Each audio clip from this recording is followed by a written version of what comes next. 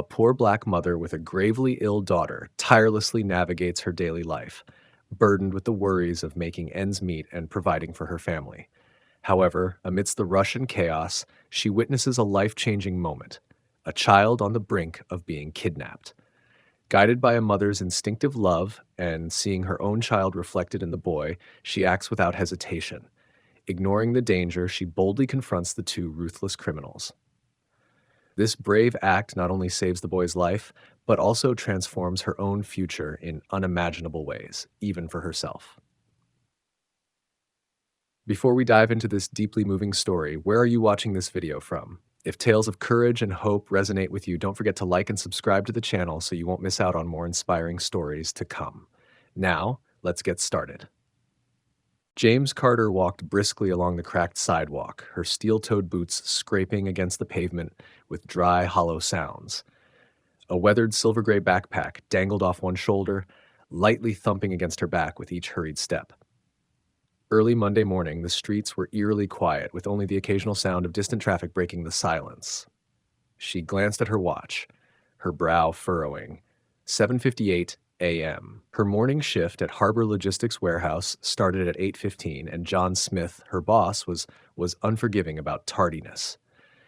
James had already been warned twice this week alone. Another infraction wouldn't just mean a reprimand, it would mean a pay cut. With medical bills for Sarah piling up, she couldn't afford another blow. Her pace quickened as she rounded the corner, but then a faint sound made her stop. At first it was indistinct, like the wind rustling through garbage. But then it came again, this time clearer, more anguished. "Let me go, please, let me go." James froze, her ears straining, her blood turning cold. The voice of a boy, high-pitched and desperate, echoed from the alley ahead. Her heart began to pound wildly in her chest. "No, don't stop. Just keep going. This isn't your problem," she told herself, though her feet hesitated. But then the voice rang out again, sharper this time, wrenching her heart. "Help! Somebody, please help me!" James clenched her jaw, silently cursing herself as her feet came to a stop. Her conscience screamed, drowning out every reason to move on. Taking a deep, shaky breath, she turned around and headed toward the alley. And the sight before her made her blood run cold.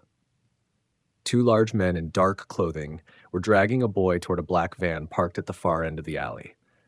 The boy, no older than 7 or 8, with disheveled blonde hair and a tear-streaked face, was flailing helplessly in their iron grip. "Let me go!" the boy cried, his small legs kicking frantically in desperation. James tightened her grip on the backpack strap, her hands trembling, but her eyes burning with determination. "I can't let this happen." She took a deep breath and stepped into the shadowy alley where fate awaited her. James glanced quickly down the deserted street. No cars, no people, no one to help. She gritted her teeth, silently cursing, her eyes darting frantically for anything she could use.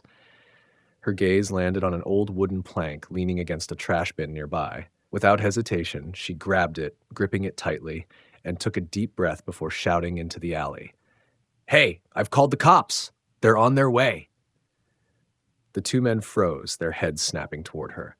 The taller one, with a scar across his cheek, narrowed his eyes menacingly. "What did you say?" he growled.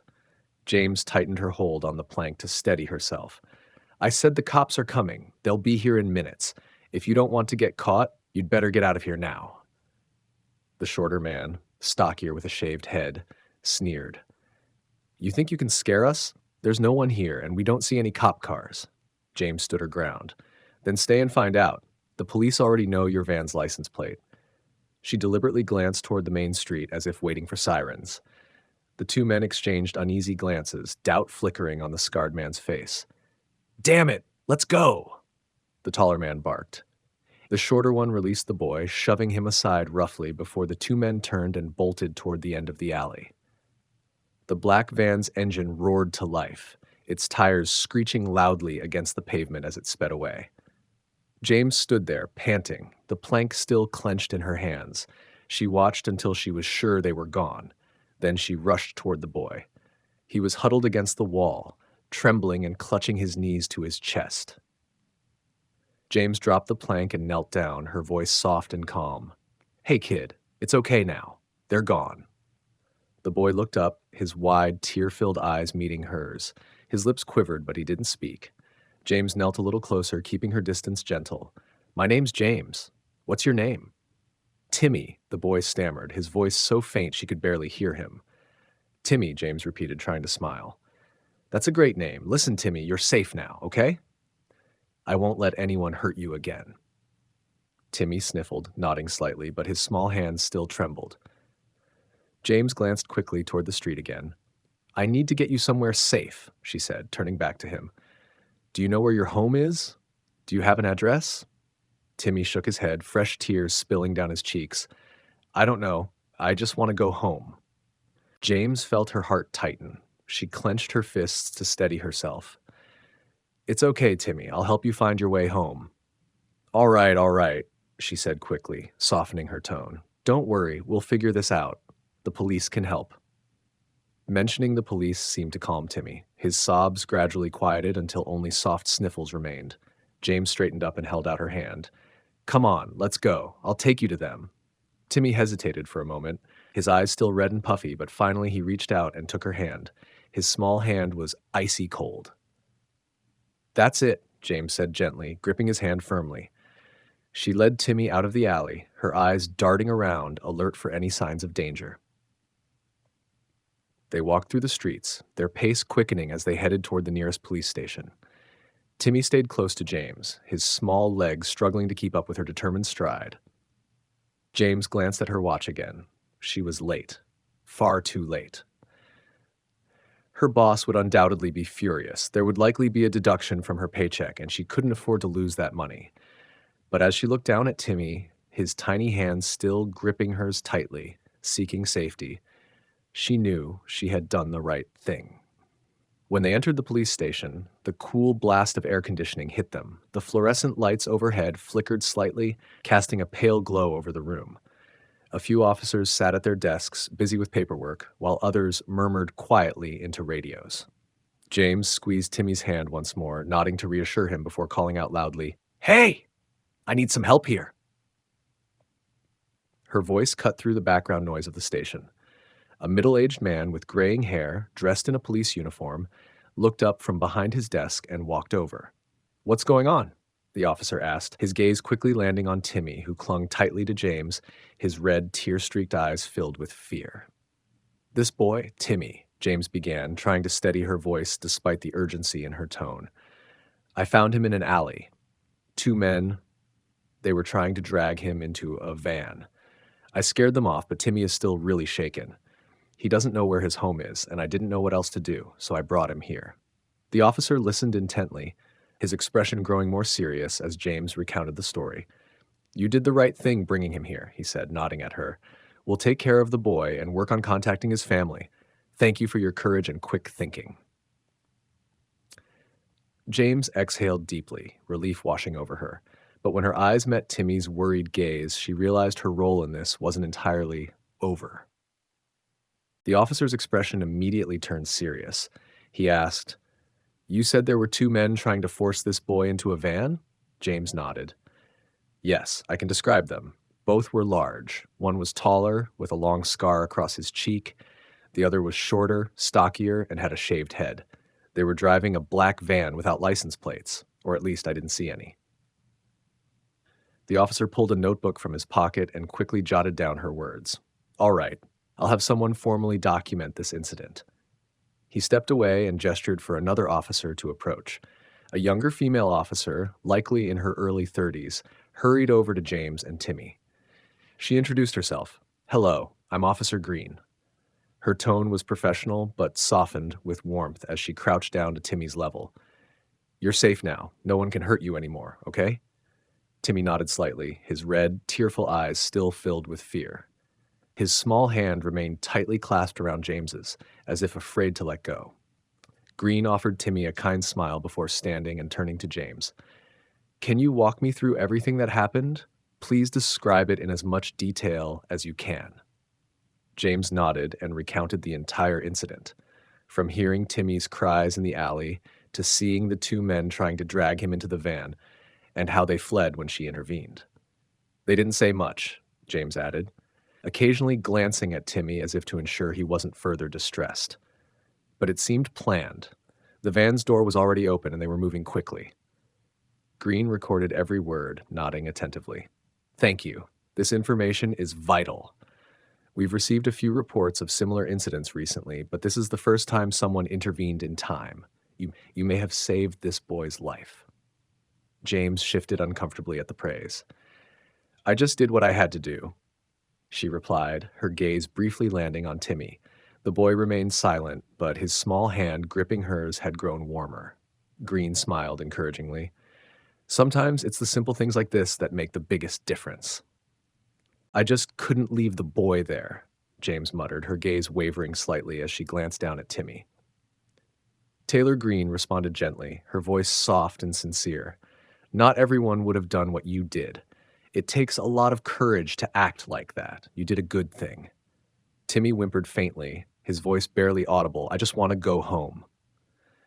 Taylor Green crouched down to meet his eyes, her expression tender. "We'll make sure you're okay. We'll call your mom and dad, and they'll come get you." James looked down at Timmy, attempting a reassuring smile. "Look, kid, you're in good hands now." Finally, Timmy released his grip on James, allowing Taylor Green to gently lead him to a chair near the desk. He sat down, curling his knees up to his chest, his gaze still restless but noticeably calmer. Taylor Green knelt beside Timmy, speaking to him in a soft, soothing tone, as though trying to mend the fresh wounds of his fear. James stood there, exhaling a long breath she hadn't realized she was holding. The tension in her chest eased, replaced by a quiet sense of relief. Timmy was safe. Another officer approached James, a tall, broad-shouldered man holding a clipboard. "I'll need your contact information in case we have more questions," he said. "Of course," James replied immediately, quickly providing her name, phone number, and address. The officer nodded, thanking her before adding, "Don't worry, we'll handle things from here." James nodded back, though her thoughts had already drifted elsewhere. She glanced at the clock on the wall. 8:35 a.m. Her stomach sank. "Damn it," James muttered, raising a hand to rub her face. She was officially late for work. Taylor Green, having just finished with Timmy, walked back over to her. "Are you all right?" she asked, her expression full of concern. James smirked faintly, half-heartedly. "I'm fine. It's just, I'm late for work." Taylor's brows furrowed slightly. "You're late because you brought the boy here?" "Yeah, but it's fine," James replied quickly, waving a hand as if to dismiss the concern. "I didn't really have much of a choice." Taylor Green studied her, her gaze firm yet warm. "Given what happened, I'd say you made the right call. I'm sure the boy's parents would think so too." James chuckled softly, a small but relieved laugh. "Guess I'll find out when I see my paycheck." Taylor Green smiled back, though her eyes held a glimmer of empathy. She understood that James had faced a difficult morning, but her actions had saved a life, something not everyone would have the courage to do. "Are you sure you don't need anything? Coffee? Water?" Taylor Green asked, her expression filled with concern. "I'm fine," James replied, her eyes darting to Timmy. The boy seemed calmer now, Taylor's warm and kind presence clearly soothing him. "All right," Taylor said, turning to Timmy. "Let's call your parents, okay? I bet they're worried sick." As Taylor picked up the phone, James felt her part in this was coming to an end. Everything was now in the hands of the police, and they would take care of the rest. She glanced at Timmy one last time, giving him a small nod. The boy looked at her, blinking shyly, before lifting a small hand to wave. James offered a faint smile, waving back, and turned to leave. The chilly morning air greeted her as she stepped out of the police station. She inhaled deeply, trying to shake off the tension that had gripped her earlier. Entering the warehouse, James pushed open the heavy door. Her boots thudded against the concrete floor, echoing in the vast space. The air was thick with the smell of oil and cardboard. The rumble of forklifts reverberated from the high metal ceiling. A quick glance at the clock above the break room made her stomach drop. 9:35 a.m. She was exactly 1 hour late. "Damn it," James muttered under her breath, running a hand over her face. Her shift, technically, had started just after 8, and John Smith, the warehouse manager, wasn't exactly known for his forgiving nature. James pushed open the warehouse door and headed straight for the time clock. She swiped her card, the machine emitting a faint beep before turning to walk toward the loading dock. She hadn't even made it halfway when a sharp voice called out behind her, "James!" She froze, the familiar sense of dread creeping in. Turning around, she saw John Smith, her boss, striding toward her. He held a clipboard in one hand, his perpetually disapproving brow furrowed even deeper. "You're an hour late," Smith barked, stopping directly in front of her. He gestured toward the time clock with his clipboard as if it were a sacred artifact. "Do you know what time our shifts start?" "Yes, sir," James replied, keeping her tone as neutral as possible. 8 o'clock, not 9, not 8:15. 8 o'clock sharp. I understand that. You understand. I understand. But rules are rules, no exceptions." Smith cut her off, his tone icy. "If you decide to come in late, your pay gets docked. You know the policy, James." James tightened her grip on her backpack strap, her jaw clenching, but she maintained her composure. "I understand. But if you'll allow me to explain." Smith raised an eyebrow, the sarcasm dripping from his expression. "Oh, I can't wait to hear this one." James took a deep breath, suppressing the frustration bubbling just beneath the surface. "I was late because I had to take a child to the police station," she began, her voice calm and steady. "I saw a boy being grabbed by two men. It looked like they were trying to kidnap him. I couldn't just walk away. I had to stop them and make sure he was safe." Smith stared at her, saying nothing. His expression was unreadable. Then he laughed, a short, cold laugh, devoid of any humor. "So now you're a superhero, running around saving children instead of showing up to work on time?" James stiffened, her hands gripping tighter. She stared back at him, unwavering, though the unfairness of his words smoldered within her, like a slow-burning fire waiting to ignite. "I didn't do it to cause trouble, Mr. Rollins," James said, her voice steady despite the tension in her tone. "The boy needed help, and there was no one else around." "Uh-huh," Rollins replied, waving dismissively. "And it didn't occur to you to call someone else like, oh, I don't know, the police, instead of playing hero and making yourself late?" James clenched her fists at her sides, striving to maintain composure. "There wasn't time to call anyone. I had to act quickly. Look, I know I'm late and I know the rules, but what was I supposed to do? Leave the boy there?" Roland snorted, his tone dripping with mockery. "What you were supposed to do was show up on time, like everyone else here. You think those pallets are going to load themselves?" He gestured toward the stack of boxes waiting at the loading dock, his expression icy. James inhaled deeply, forcing herself to stay calm. "I'm just asking for a little understanding here. It's not like I was sitting at home watching TV." Rollins raised an eyebrow, his voice laced with sarcasm. "You want understanding?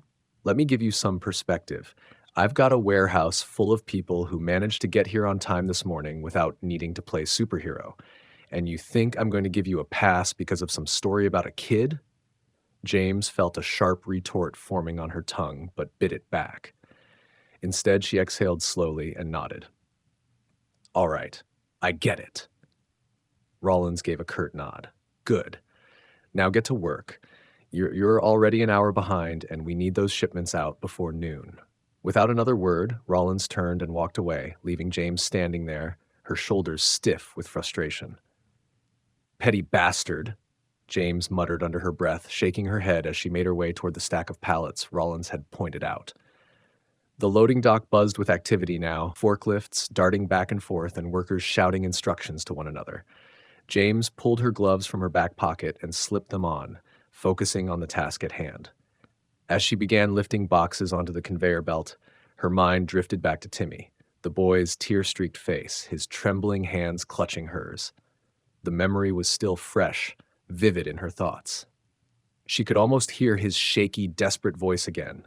"I just want to go home."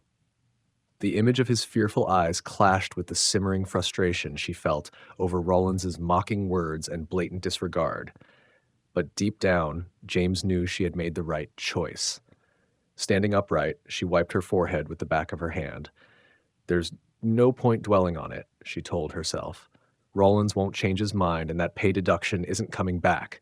But Timmy is safe. That's worth more than a few dollars." The morning dragged on. James worked in silence, lifting, stacking, and sorting the goods. Her body moved automatically, a rhythm ingrained from years of repetitive labor. Yet, in her heart, the memory of Timmy and the choice she had made earlier that morning echoed loudly.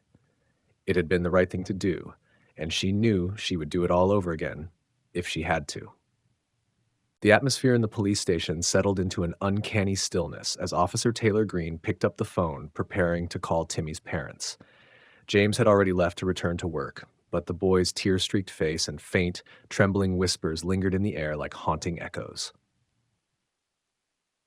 Taylor Green glanced at Timmy. He sat curled up on the chair, knees pulled tightly to his chest, his red, tired eyes fixed on the floor. Taking a deep breath, she dialed the number from the file. The phone rang only twice before a tense, broken voice answered. "This is Ethan Parker." "Hello, Mr. Parker. This is Officer Taylor Green from the police department," she said, her tone professional but gentle. "We found your son, Timmy." The other end of the line fell silent for a moment, as if her words needed time to sink in. Then a flurry of choked, stammering words burst through. You said you found my son? Is he safe? Where is he?" "Yes, sir. Timmy is safe, and he's here with us at the station. I'd like you to come as soon as you can." "We're on our way," Ethan replied, his voice cracking with emotion. Thank you so much." At the Parker home, the next 10 minutes passed in a blur. Ethan hung up and rushed into the living room, where Laura, his wife, sat on the sofa clutching Timmy's favorite stuffed dinosaur. "They've found Timmy," he exclaimed, his voice breaking. Laura shot to her feet, her eyes wide with a mix of shock and relief. "They found him?" Ethan nodded, tears streaming down his face. "He's safe. We have to go now." Without another word, they bolted out the door, climbed into their sleek black SUV, and sped toward the police station. Laura gripped the dashboard, one hand covering her mouth as she whispered prayers over and over. "Please let him be okay. Please let him be okay." "He's okay," Ethan reassured her, his voice trembling. "They said he's safe." When they arrived at the police station, Laura didn't wait for Ethan to fully stop the car. She flung the door open and sprinted up the steps and through the door. Her eyes frantically scanned the room, searching for her son. Then they landed on Timmy. He sat beside Officer Taylor Green, his face still carrying traces of exhaustion, but his eyes lit up the moment they met hers. "Timmy!" Laura cried, rushing forward. Timmy's head jerked up at the sound of her voice. "Mommy!" he shouted, leaping from his chair and running straight into her arms. Laura dropped to her knees, wrapping him tightly in her embrace, tears streaming freely down her face. "Oh, my baby, I'm so sorry. I'm so sorry I wasn't there," she sobbed, pressing kisses into his messy hair, holding him closer, as if afraid to lose him again. Ethan entered moments later, his legs shaky but his face lighting up at the sight before him. He knelt down, pulling both of them into his arms. "You're safe now," Ethan whispered, his voice thick with emotion as he smoothed Timmy's hair. "You're safe." Timmy leaned into his parents' embrace, the fear he had carried melting away in the warmth and security he had longed for. It was a moment of reunion, a moment of hope, love, and profound relief that bound their family together once more. Timmy clung tightly to Laura, his small frame trembling as he buried his face into his mother's shoulder. "I'm so scared," he mumbled, his voice quivering. "I know, sweetheart," Laura said, gently stroking his messy hair. "It's okay now. You're safe." They sat like that for a few minutes, the family trying to regain their composure after an incredibly tumultuous morning. Officer Taylor Green stepped forward, maintaining a respectful distance to allow the family some space to settle. "I'm so glad you're all reunited," she said with a faint smile. "Timmy's been through a tough morning, but he's been very brave." Matthew stood up, quickly wiping his face to hide the lingering emotions. He took a deep breath, his voice hoarse. "Thank you. Thank you so much for calling us." Taylor Green shook her head. "It's my job, Mr. Parker, but honestly, the credit goes to the person who brought Timmy here." Matthew's brow furrowed. "Hold on. What do you mean? Did something happen?" Laura held her breath, pressing for answers. "Is she hurt? What happened?" Taylor Green reassured them with a calm shake of her head. "No, she's fine, but she saw two men trying to take Timmy and stepped in. She scared them off and brought Timmy here safely." Matthew turned to Timmy, kneeling in front of him. "Timmy, is that true? A woman saved you?"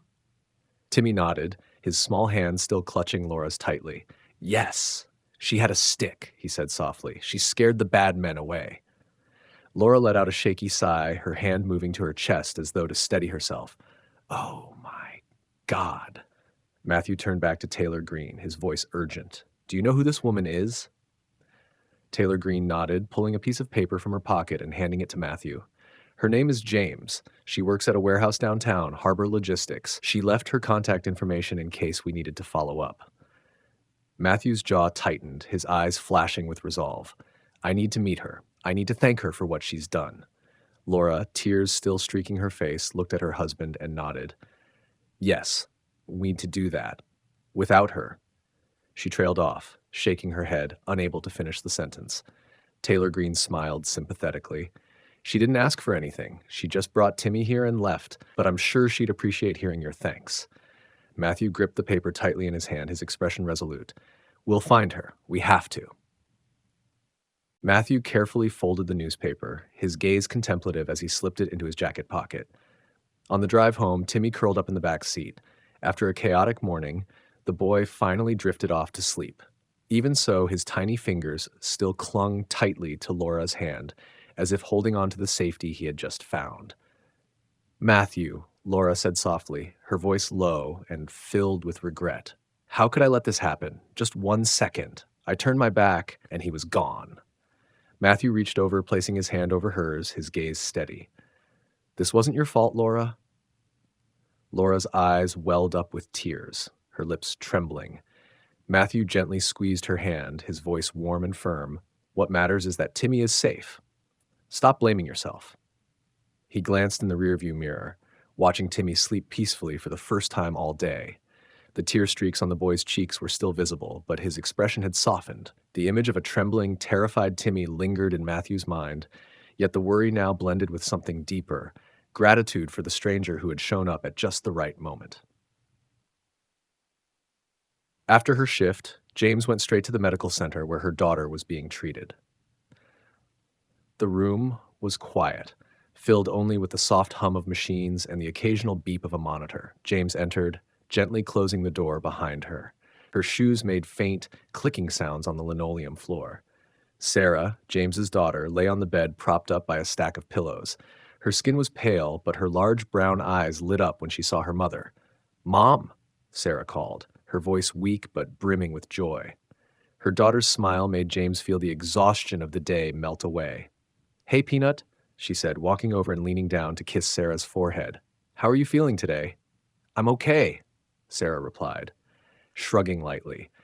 "The nurse said I'll get to try a new medicine. It's supposed to make me feel better, but I already feel fine." James chuckled softly, pulling up a chair beside the bed. "You always know how to put everyone at ease." Sarah grinned, her eyes sparkling mischievously. "I don't want them to worry." James leaned back in her chair, studying her daughter closely. Sarah had always been stronger than anyone her age. Even as her body grew weaker, her spirit remained bright and undiminished. "You're truly one tough cookie," James said warmly. "Of course. I take after you," Sarah quipped, her playful smile mirroring that of her late mother. James's heart clenched, but she kept her expression calm. "Absolutely," James murmured, brushing a strand of soft, curly hair from Sarah's face. "So what about you? How was your day?" Sarah tilted her head, her eyes twinkling with curiosity. "What about you? Did you move more boxes today?" James hesitated as the morning's events rushed back. She recalled Timmy's tear-streaked face, his desperate cries for help, and the small hands that had clung tightly to her. She wondered if Sarah was too young to hear this story, but Sarah always had a way of making everything seem lighter. James leaned in, a mysterious smile forming on her lips. "Today was different. I didn't just move boxes." Sarah's eyes widened, filled with excitement. "Really? Then what did you do?" "I saved a little boy." Sarah's jaw dropped, her expression a mixture of amazement and delight.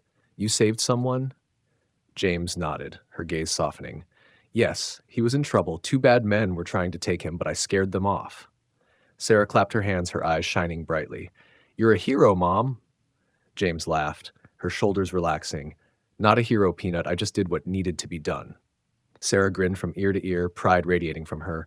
"But to me, you'll always be a hero." James chuckled softly, shaking her head with a tender expression. I don't know about that, Peanut. I just did what anyone else would have done. No way, Sarah insisted, her voice rising, eyes sparkling with conviction. Not everyone would do that. Some people would be too scared. But not you. You're a real hero. James couldn't help but smile at her daughter's determination. Well, if my little Peanut says I'm a hero, I suppose I have to believe you. Sarah nodded firmly, her bright smile returning. Did the boy say thank you? What did he say? James nodded, recalling Timmy's frightened face. He was very scared, but I got him to the police, and they called his parents. I think they were truly overjoyed to see him safe. Sarah smiled, but her voice softened, becoming gentler. I'm sure they were really happy. She fidgeted with the edge of her blanket, her gaze turning thoughtful.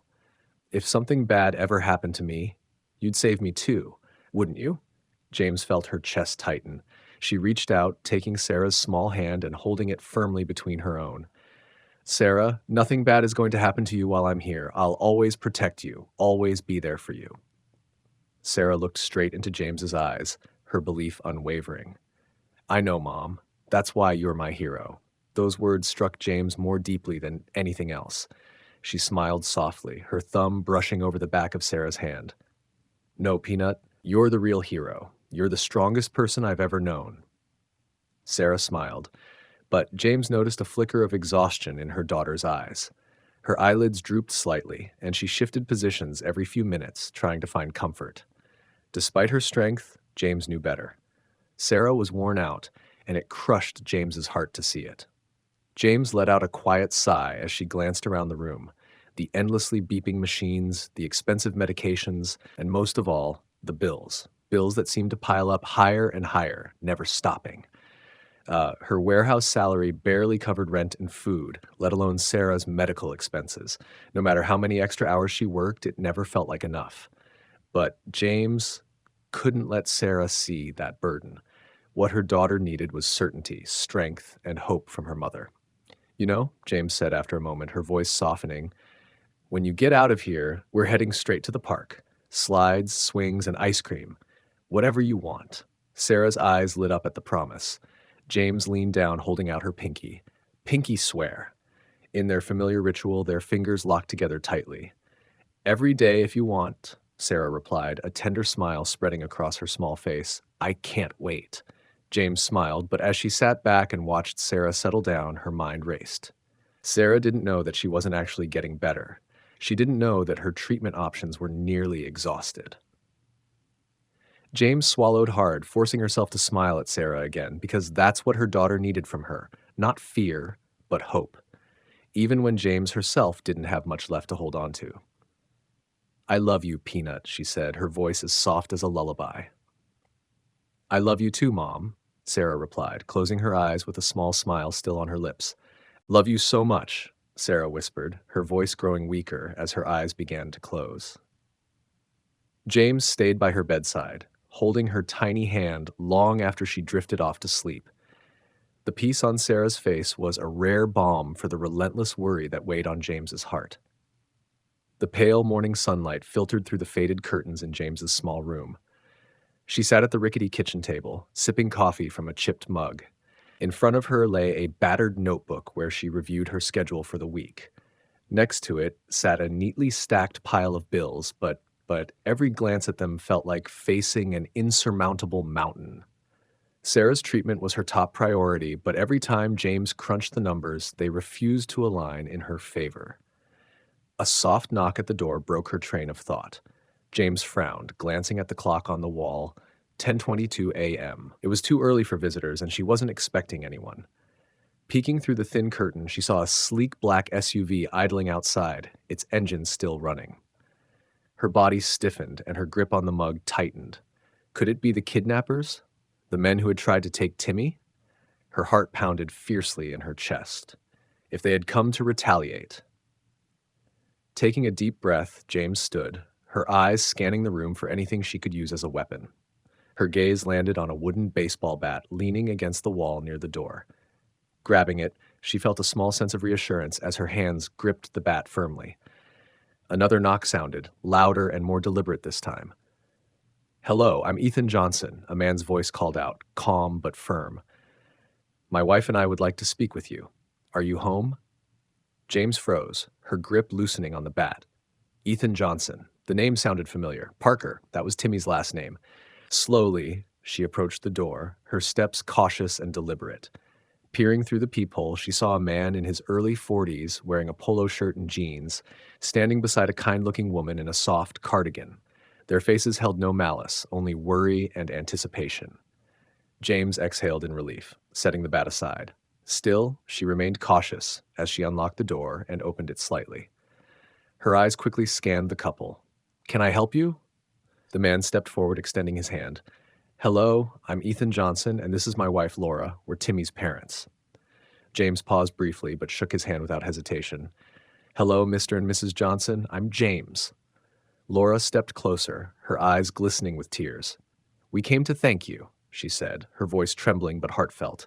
"You saved our son. If it weren't for you, we don't know what would have happened." Ethan nodded, his eyes filled with emotion. "We can't begin to express how grateful we are. You did something not everyone would dare to do." James shrugged, trying to maintain her humility. "I just did what I felt I had to do. I saw Timmy was in danger and I couldn't walk away." "No," Laura said firmly, her voice steady. "You did more than that. You protected our son. You brought him home safely." James looked at them, her heart swelling with emotion, though she kept a modest smile. "I'm just glad Timmy's okay. That's what matters most." Ethan stepped closer, placing a hand on James's shoulder, his gaze sincere.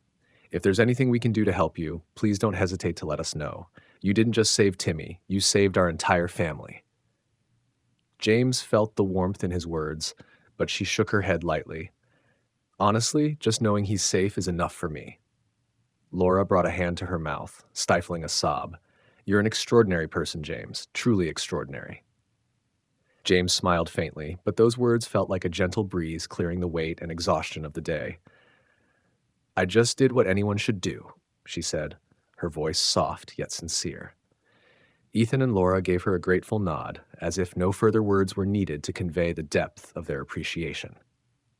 When James heard Timmy's name, she relaxed and opened the door wider. "Oh, all right. Sorry, I thought." James hesitated, then quickly continued. "It doesn't matter. Please, come in." The couple stepped in with slight hesitation, their eyes scanning the small room. Despite the dim lighting, the worn, sunken sofa, and peeling wallpaper in places, everything was kept clean and tidy. James scratched her head awkwardly. Sorry about the place. It's not much." "It's fine." Laura quickly replied, her voice sincere. "We're not here to judge. We just wanted to thank you in person." Matthew nodded, his gaze filled with emotion. "Honestly, what you did for Timmy, we can't put into words how grateful we are." James shrugged, clearly uncomfortable with the praise. She gestured toward the sofa. "Please, have a seat." The couple sat down, but Laura seemed unable to stay still. Her hands twisted nervously in her lap, and her eyes glistened with unshed tears. "Timmy told us everything," Laura began, her voice trembling.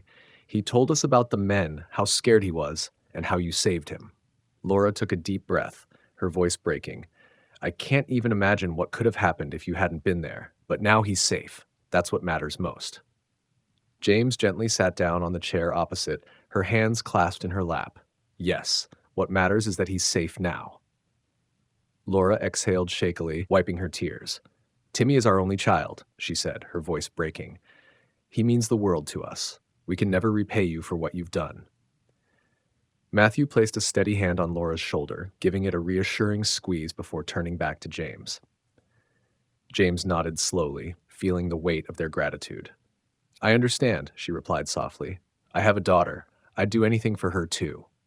Matthew tilted his head, curiosity evident on his face. "Your daughter? Is she here?" James hesitated, her eyes flickering toward a photo on the wall. In the picture, Sarah was smiling brightly, wearing a vibrant yellow dress. "No," she said, her voice lowering slightly.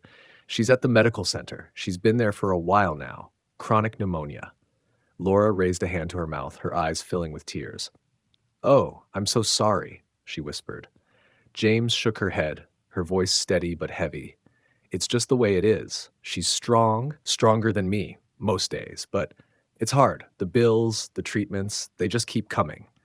Matthew leaned forward, his brow furrowing with concern. And you're handling all of this on your own? James gave a light shrug, trying to appear nonchalant. Her dad left when things got tough. It's just me and Sarah now. The room fell into a brief silence, the faint hum of the fridge the only sound. Laura wiped her eyes, her voice gentle. You're an amazing parent. Sarah's lucky to have you. James lowered her head, a small, bittersweet smile tugging at her lips. She's my whole world. Matthew straightened up, his gaze resolute. James, please let us help you. Whatever you need for your daughter's treatment, let us take care of it. Consider it done. James looked up, her eyes blinking quickly in surprise. I really appreciate it, truly, but I can't accept. You don't have to do anything, Matthew interrupted firmly. It's the least we can do. You saved our son, James. Now, let us help your daughter. Laura nodded, her eyes full of emotion. You saved our family, James. Now it's time for us to give back. James felt a lightness in her heart, as if part of the burden had been lifted. She looked at them, her eyes softening, but her voice remained earnest. Thank you. I truly appreciate it. The Parker family smiled, relief evident on their faces. In that very moment, an unspoken bond formed between them, not just of gratitude, but of profound human empathy. Matthew smiled, though his eyes remained serious. Good.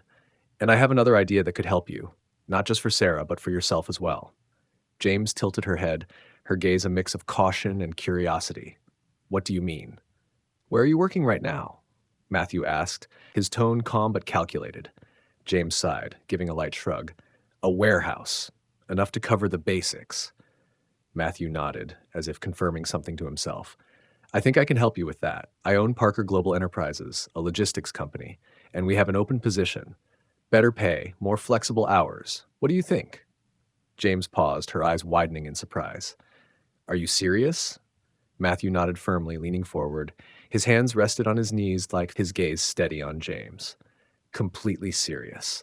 I have a position in operations, not a glamorous role, but it's an honest job with better pay than what you're making now. Most importantly, the hours are more flexible. You'll have more time to spend with your daughter.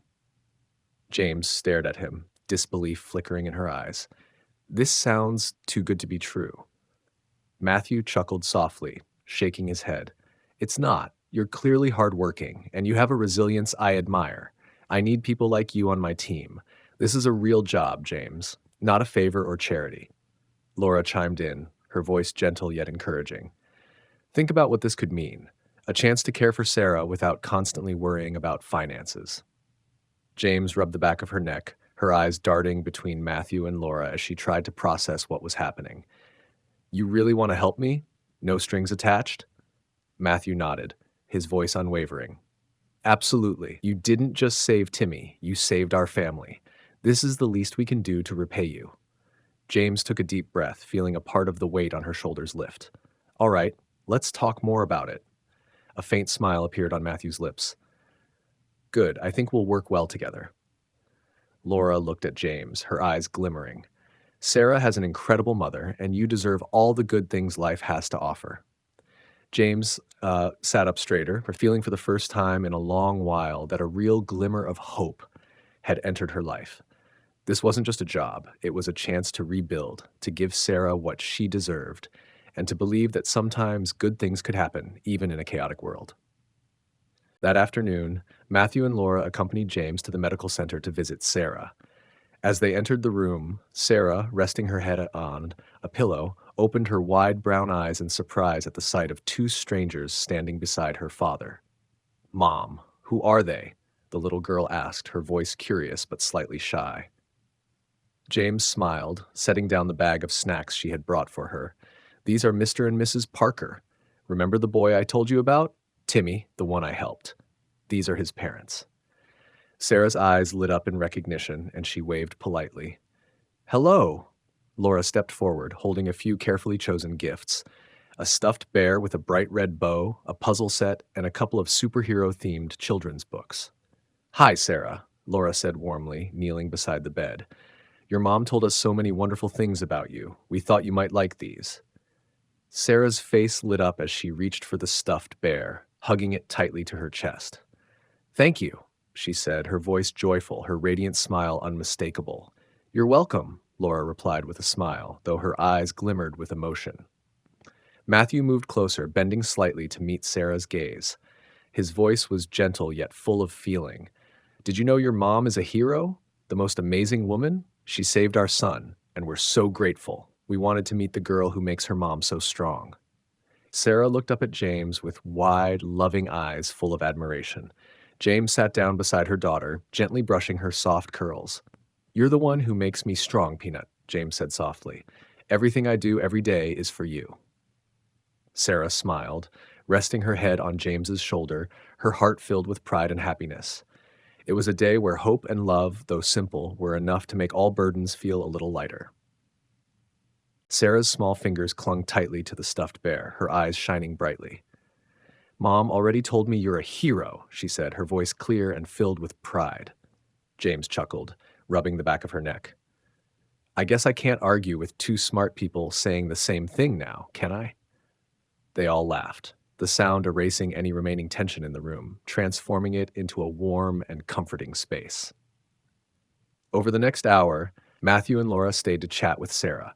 She talked about her love for books, her dreams of visiting the park again, and the little stories she often made up in her head. Laura listened intently, her eyes welling up with tears more than once as she witnessed Sarah's bright and optimistic spirit. Matthew nodded repeatedly, clearly impressed by the girl's resilience and vivid imagination. Before leaving, Matthew knelt beside Sarah's bed, his eyes meeting hers with a mix of seriousness and gentleness. Sarah, he said, his voice warm and steady, I want you to promise me something. Sarah tilted her head, curious. What is it? Promise me you'll keep being brave, just like you are now, Matthew said, his tone calm but resolute. Your mom and I will make sure you get through everything. You have so many people rooting for you. Sarah's smile softened, her eyes reflecting trust. She extended her small hand to shake his, her tiny fingers gripping his firmly. I promise, she replied confidently. Matthew stood up, his expression filled with determination. Good. As the Parker family departed, James walked them to the hallway. Thank you, she said softly, her voice filled with emotion. Not just for the job, but for everything. It means so much. Matthew placed a steady hand on James's shoulder. This is just the beginning. You saved my family, James. Now let us help yours. James nodded, feeling her heart lighter than it had been in months. For the first time, she could see a path ahead, a path with hope at its end. On her first day at Parker Global Enterprises, James stood in the break room, adjusting her crisp, new blue shirt embroidered with the company logo.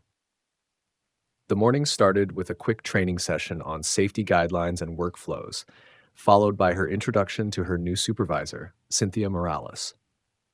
James couldn't help but notice the stark contrast between this place and her old warehouse job, a symbol of exhaustion and pressure. Here, the atmosphere was filled with purpose. She held the training manual, reviewing the notes she had carefully written. Though she initially felt unqualified, James reminded herself why she was here.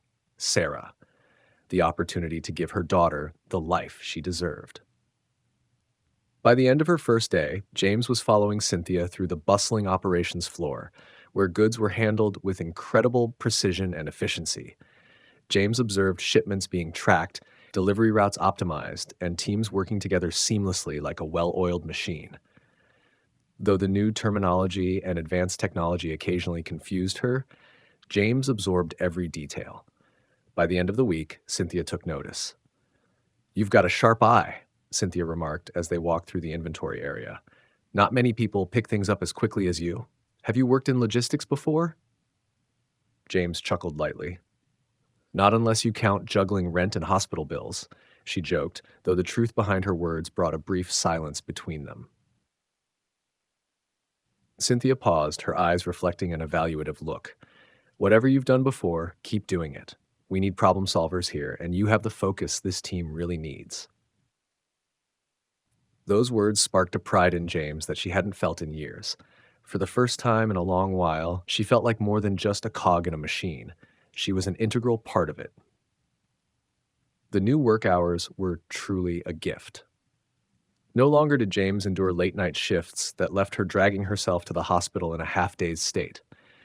Instead, she left the office at 5 p.m., with enough time to buy fresh flowers or Sarah's favorite snacks before visiting her daughter.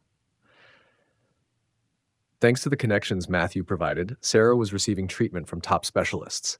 Each week, she made small strides. Color returned to her cheeks, her energy gradually came back, and the sparkle in her eyes, which James cherished most of all, began to shine brighter. One evening, as James entered the hospital room with a smoothie in hand, Sarah sat up straight, her face lit up with a bright smile. "Hi, Mom," she said, her voice brimming with joy. James set the smoothie on the bedside table, pretending to be stern. "Someone's in a great mood today. What's got you so excited?" Sarah pointed to a small chart on the wall where the nurse had circled today's date in bold green with the words "discharge soon." "They think I can go home soon," Sarah said, her voice sparkling with excitement. James bent down, her heart swelling with emotion. "That's the best news I've heard all week," she said softly. Sarah tilted her head curiously. "But, Mom, where will we go?" James grinned, her eyes lighting up. "Funny you should ask that, Peanut. I have a surprise for you." Sarah's eyes widened with excitement. "What surprise?"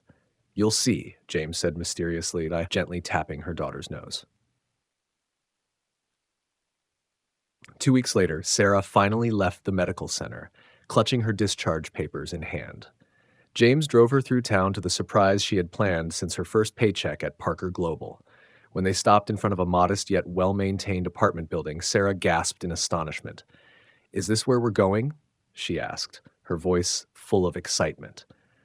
James stepped out of the car, smiling as she opened the door for her daughter. "This is our home." Sarah bolted ahead, her still recovering legs doing little to slow her enthusiasm.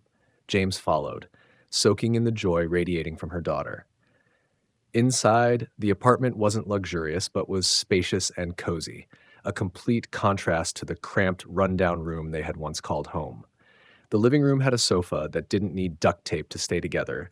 The kitchen was roomy enough for them to cook together like they used to.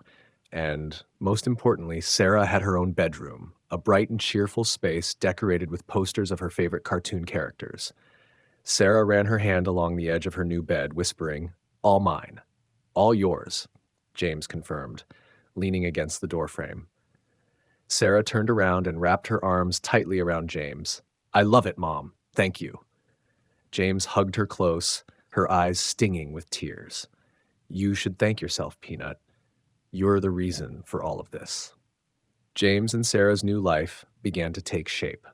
Sarah's recovery continued steadily, and James found herself not just adapting, but thriving in her role at Parker Global Enterprises. One afternoon, Cynthia pulled her aside, a bright smile on her face. "James, your suggestions for optimizing the delivery schedules have saved the company a significant amount of money. Matthew Parker himself called to commend your work." That evening, Matthew personally called James. "James, I'm truly glad I trusted my instincts about you," he said over the phone. "You have a real talent for this." James smiled, her voice filled with pride. "Thank you, sir." At home, Sarah grew more vibrant with each passing day. She started making a list of things she wanted to do once fully recovered, from trips to the park and movie nights to returning to school. For James, every day now felt like a new beginning. The burdens she had carried for so long were finally lifting. The early morning call broke the quiet in James's kitchen. She had just poured coffee into her favorite mug when the phone buzzed on the counter. The screen displayed a number from the local police station. James froze, the mug hovering in her hand. She set it down and took a deep breath before answering. "Hello," James said, keeping her voice low to avoid waking Sarah, who was still asleep in her room. "Mrs. Carter, this is Officer Taylor Green," a familiar voice said. James felt her chest tighten. "Hello. What's going on?"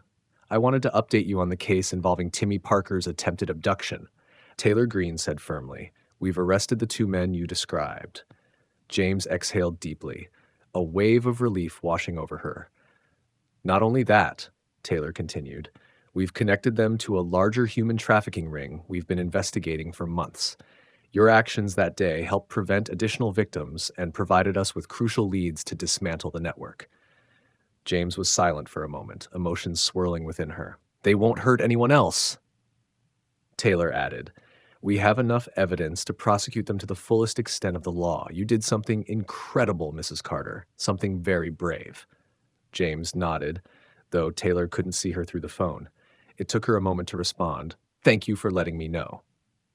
Anytime, Taylor replied. If you'd like to visit the station to learn more or discuss the case, don't hesitate to reach out to me. James sat back down at the kitchen table, her hands gripping the now cold coffee mug. In her mind, she replayed everything, from the moment she stepped in to save Timmy to starting a new life for Sarah. It wasn't just a brave act, it was the beginning of a new chapter, one filled with hope. Sarah was still peacefully asleep in her room, and James knew that, while the road ahead might still be long, she and Sarah were no longer walking it alone. Life now was full of light, no longer shadowed by darkness. Your file is welcome, the officer said, handing James a folder.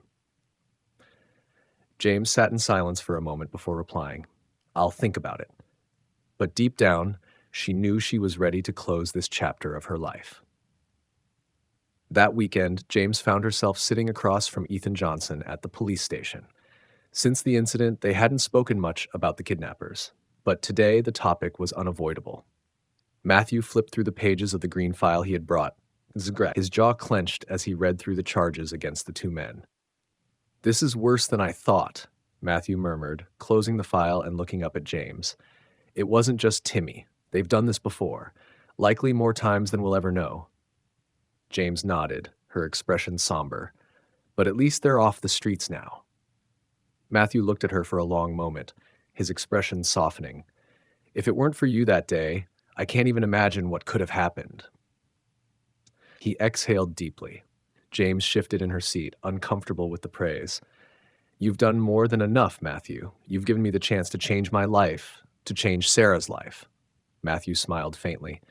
Then let's call it a mutual agreement. They stood and shook hands, a shared sense of resolve as they left the police station together. Sarah's full recovery soon followed, marking a milestone James had long dreamed of. The doctor finally gave the green light, and James decided to throw a small party to celebrate. Their new apartment's living room was decorated with vibrant streamers and colorful balloons. The kitchen counter was covered with cupcakes that James had painstakingly frosted. Sarah, radiant in a bright yellow dress, stood at the center of it all, a beacon of joy. "Mom, this is the best party ever," she exclaimed, spinning in delight, her hair flowing with her movements. James laughed, her eyes filled with pride and gratitude. "You deserve it, sweetheart. You've been through so much. It's time to celebrate your strength." Sarah paused and ran to hug James tightly. "I couldn't have done it without you. You did most of the work." James held her close, her voice thick with emotion, as she kissed her daughter's soft hair. "No, Peanut, you're the one who did it all." Just as they finished their cupcakes, James received a call from Matthew. "James, we're hosting Timmy's birthday party this weekend," Matthew said. "It would be wonderful if you and Sarah could come. It's a chance to celebrate Sarah's recovery and spend time together as a family." James hesitated briefly, but Sarah's excited expression upon hearing the invitation helped her make up her mind. "We'll be there," James said, smiling and nodding to her daughter. The Parker family's backyard looked like it came straight out of a magazine. Lush green grass, a sparkling blue pool, and tables laden with food greeted James and Sarah as they arrived. Sarah's eyes widened in amazement. "Mom, this is amazing," she whispered, clutching James's hand. "It sure is, sweetheart," James replied, feeling slightly out of place but happy to see Sarah's excitement. Matthew and Laura welcomed them warmly, guiding them toward the other guests. As soon as Timmy spotted Sarah, he ran over, holding a balloon. "Hi, want to play?" he asked. Sarah nodded eagerly, and within moments, the two children were running around the yard, laughing like old friends. "That's kids for you," Laura said with a smile, watching them. "It sure is," James replied, her gaze soft as she watched her daughter. As the evening progressed, James found herself more at ease than she'd been in a long time. Under the warm glow of lights, the adults gathered around the patio table, chatting and laughing. At one point, Matthew raised his glass, his voice carrying across the group. "I'd like to make a toast to James, who not only saved my son, but reminded us all that a single brave act can change lives forever. My family will always be grateful." Glasses clinked, and James, though taken aback, could only nod. Her throat tightened with emotion. As the stars began to fill the night sky, James sat on the edge of the patio, watching Sarah and Timmy play by the pool. For the first time in a long while, James felt a profound sense of peace. Life was still imperfect and challenges lay ahead, but tonight was proof of how far they had come. And for James, that was enough. Thank you for following the story of James Carter, an inspiring journey of courage, love, and hope. If this story has touched your heart, please click like, share it to spread this meaningful message, and don't forget to subscribe to our channel so you never miss another amazing story. Remember, sometimes just one small action, one brave decision can change an entire life or even an entire family. See you in the next video. Stay brave and loving.